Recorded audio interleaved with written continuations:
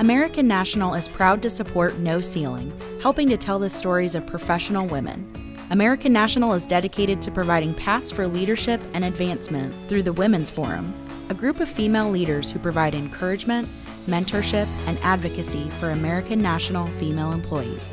With 4 corporate locations in Galveston and League City, Texas, Albany, New York, and Springfield, Missouri, the opportunities for leadership advancement are vast. American National believes taking care of business starts with taking care of its employees. Somebody described us recently as scrappy, and that gave me a rush of pride. Really, I don't know if they meant it as a compliment, but I thought about how true that was, that we are willing to do whatever it takes. Today's guest is Jennifer Jackson, the publisher of Springfield Business Journal. Her mother founded the company in 1980, and Jennifer's first job at the Journal was in high school, helping typeset copy. But assuming ownership of the paper was not in her long-range plan. She was working toward a career in higher education administration when her mom asked if she'd like to learn more about the business. It was a move that challenged Jennifer, leaving the structure of higher education for the uncertainty of running a small business. But she hit her stride, and today she calls her employees family, a feeling she fully understood after the death of her husband in 2019. Thanks for joining us today, Jennifer. Thanks for having me, Christine. It's my pleasure. So your mother started Springfield Business Journal in 1980. She came to the community and was looking for work and couldn't find a job, so she thought she'd start a business publication. So tell me about what you remember from that time. What were the early days of Springfield Business Journal like? Wow. I remember it being a little tough.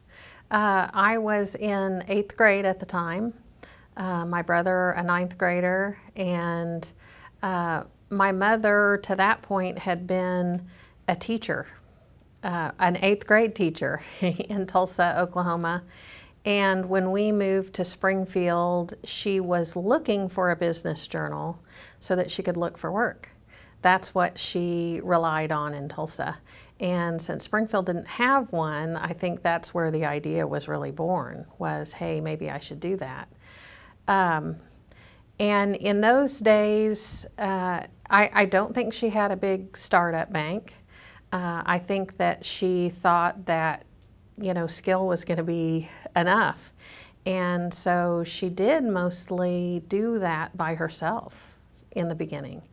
I remember her selling ads, writing for the paper, and in those days things were done a lot differently as well. So my brother would typeset what my mother would write. When he got out of school, he typeset on a big machine that would spit out columns of type, which I then waxed up and got to stand over a light table and paste those columns on the page.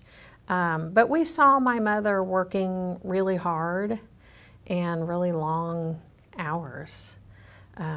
Many a night we had cashew chicken at the office. She didn't want us to be home alone, so we spent the evening up there doing homework, doing what we could to help out and have dinner together. Do you remember thinking of your mom as a trailblazer at that time? I don't think I recognized really the weight of what she was doing. And I just saw it being so difficult. So it wasn't this shiny thing. It wasn't until much later, really, that I looked back at what she did, and probably not until I got involved in the Business Journal myself did I realize what a big deal it was for her to do what she did and take the risks that she did.